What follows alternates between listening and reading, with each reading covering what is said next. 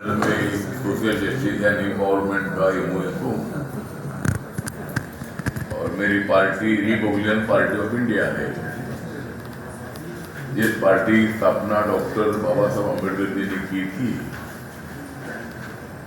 और ये पार्टी सभी जाति धर्म के लोगों को social justice, economic justice, education justice देने के लिए काम करती है। तो मैं लोकसभा में कांग्रेस अलायंस में 3 बार मैं लोकसभा में था और अभी माननीय नरेंद्र मोदी सरकार में आने के बाद मैं अभी सेकंड टाइम राज्यसभा में हूँ। 2014 से 20 तक राज्यसभा में था, 20 से 26 तक अभी राज्यसभा में हूँ और अभी अगले साल मैं अप्रैल में मैं तीसरी बार राज्यसभा में सुनकर आऊंगा। मेरी पार्टी नेशनल डेमोक्रेटिक अलायंस में एनडीए में है और उसका कारण ये है कि कांग्रेस पार्टी के कार्यकाल में भ्रष्टाचार बहुत बढ़ गया था। कांग्रेस पार्टी के कार्यकाल में खाली बातें होती थी लेकिन डेवलपमेंट नहीं होता था। कांग्रेस पार्टी को इजीली सत्ता मिलती थी और इसीलिए कांग्रेस पार्टी के जो भी नेता थे वो नेता सोचकर निर्णय नहीं लेते थे।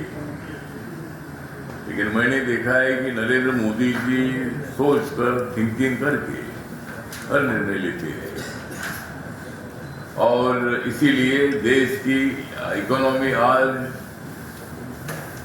माननीय मनमोहन सिंह जी के वक्त पर यूपीए के टाइम पर अपनी इकोनॉमी नंबर 10 पर थी, लेकिन 10 साल के बाद हमारी इकोनॉमी 4 नंबर पर आई और अभी 6 महीना पहले जापान 4 नंबर पर था, उनके जगह पर भारत का नाम आया है नंबर 4 पर।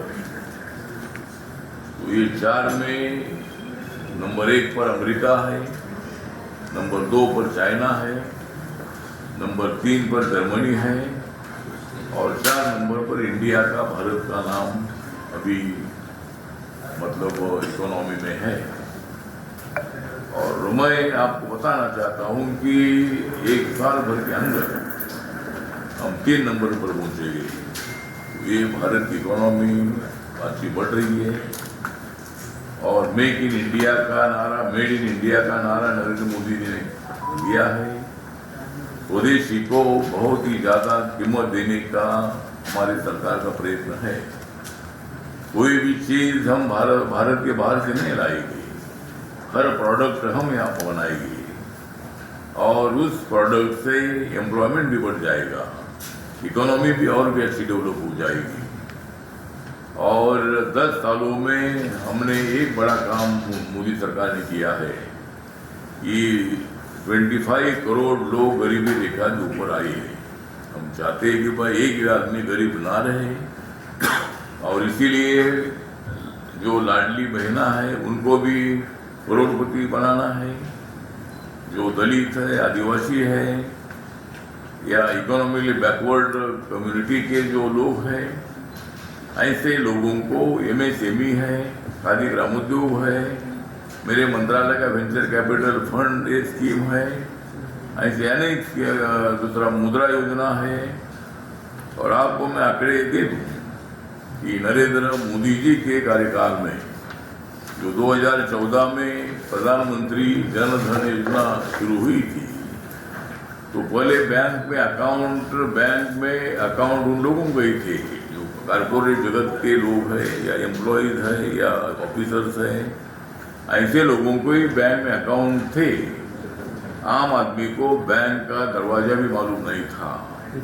लेकिन 2014 में नरेंद्र मोदी जी ने as a prime minister Jan Dhan योजना शुरू की और हर आदमी को बताया गया कि भाई आपने आपका अकाउंट बैंक में खोलना है।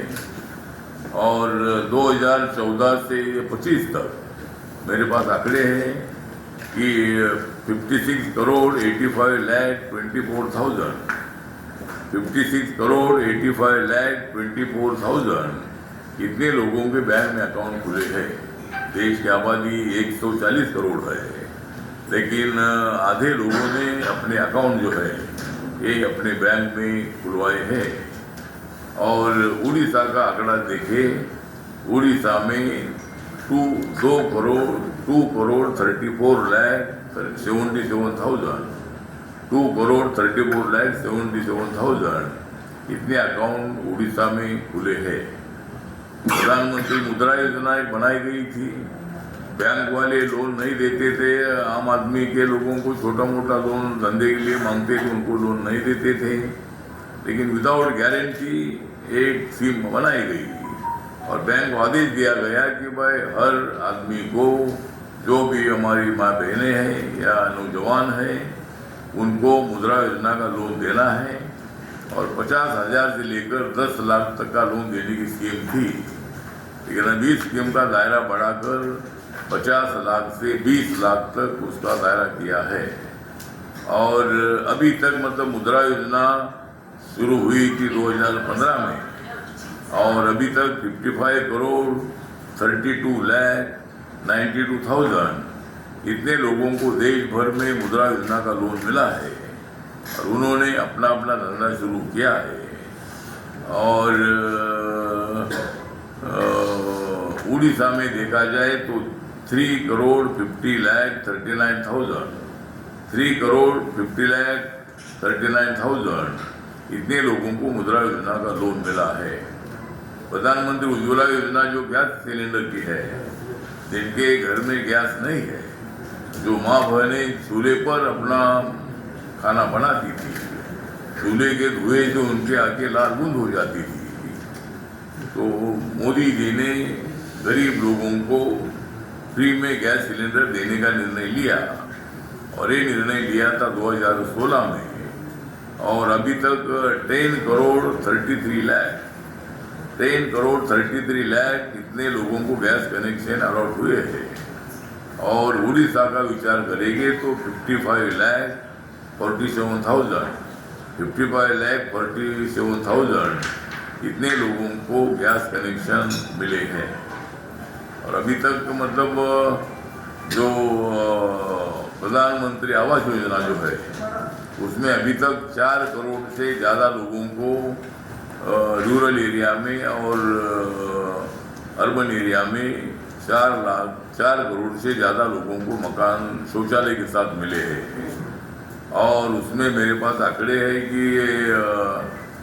रूरल के आंकड़े भी नहीं है, लेकिन अर्बन के आंकड़े हैं कि 1,68,000 इतने लोगों को अर्बन एरिया में मकान मिले हैं।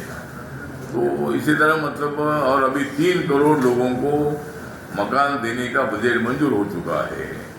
और अभी जो लोग कच्चे घर में रहते हैं, ऐसे लोगों को मतलब पक्का मकान बनाने के लिए पैसा दिया जाता है और प्रधानमंत्री आवास योजना के माध्यम से उसको मकान पक्का दिया जाता है शौचालय के साथ। और अभी तक जिनका मकान पक्का है लेकिन वहाँ शौचालय नहीं है, ऐसे कम से कम 12 करोड़ से ज़्यादा शौचालय पूरे देश भर में बनाने के लिए पैसा दिया गया है और शौचालय बन गए हैं। कहने का मतलब इतना है कि नरेंद्र मोदी जी को सरकार है, ये सरकार मतलब सभी वर्गों को न्याय देने का काम करती है।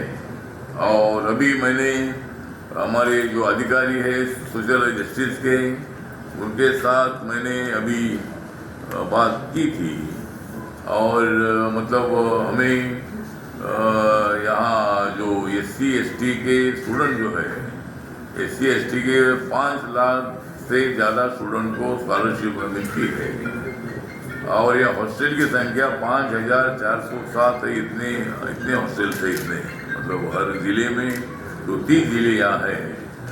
और यहाँ SC का पॉपुलेशन 17.25% है और ST का पॉपुलेशन 23% है। तो इसका जो बैकलॉग है इस सर्विसेज में हमारी सेक्रेटरी से बात हुई और उन्होंने बताया कि भाई जो बैकलॉग रिक्रूटमेंट होती है उसमें SC/ST का OBC का बैकलॉग भरा जाता है। लेकिन मैंने आग्रह किया है कि भाई दिव्यांगजनों के लिए 4% आरक्षण नौकरियों में देने का निर्णय हमने लिया है।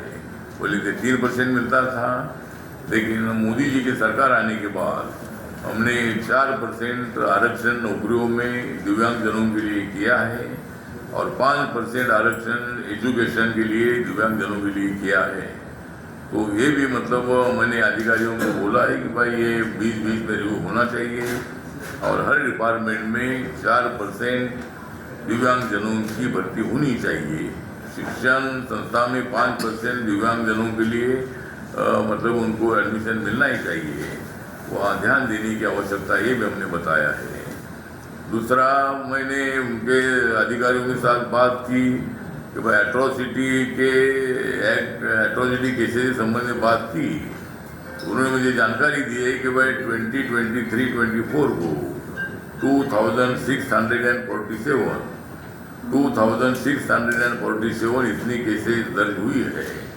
24-25 में 2404 इतनी केसेस दर्ज हुई है और 25-26 में 2288 इतनी केसेस है। तो इन्हें बताया कि भाई दूसरे राज्यों की तुलना में उड़ीसा में ज़्यादा केसेस नज़र आ रही है। एक तो ये जो भूमि है, ये भूमि सम्राट अशोका की भूमि है। यहाँ कलिंगा का जो युद्ध हुआ था और सम्राट अशोका जी ने ऐसा युद्ध जीता था। यहाँ लोग बताते हैं कि खून की नदियाँ बह रही थी, इतने लोगों को मारा गया था और इसीलिए सम्राट अशोका में बहुत बड़ा परिवर्तन हुआ और सम्राट अशोक बुद्ध की ओर चले गए। सिद्धार्थ गौतम बुद्ध जी का जो बुद्धिज्म है उन्होंने स्वीकारा था और उसके बाद सम्राट अशोका के बाद, गौतम बुद्ध के बाद 300 साल के बाद सम्राट अशोक जी का मतलब जो कार्यकाल हुआ है 300 साल के बाद। और उन्होंने मतलब पूरे एशिया खंड में, हम जहाँ भी एशिया में जाते हैं, वियतनाम में जाते हैं, थाईलैंड में जाते हैं, कंबोडिया में जाते हैं, श्रीलंका में जाते हैं, जापान में जाते हैं, ताइवान में जाते हैं, ऐसे कई देशों में अपने को बुद्धिज्म नजर आता है।